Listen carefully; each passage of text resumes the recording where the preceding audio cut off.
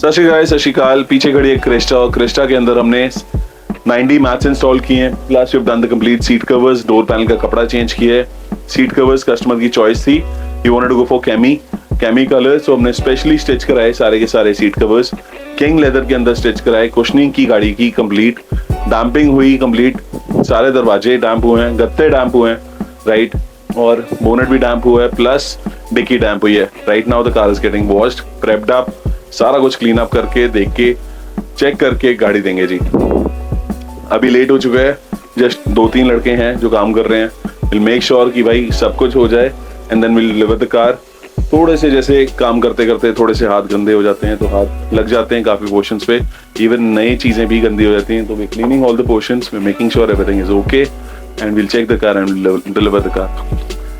एक बार seat cover की क्वालिटी देखना, एक बार सीट कवर का कंफर्ट देखना, एक बार सीट कवर का complete stitching, plus make sure to see anything and everything, because एक एक चीज में बहुत अच्छी कारीगरी हुई है, प्लस एक एक चीज का बड़ी तरीके से ऑन द कॉल फैक्ट्री के साथ बैक टू बैक ध्यान रखा जाता है मेरे थ्रू। आई मेक श्योर कि anything and everything is done properly, so keep watching guys, thank you.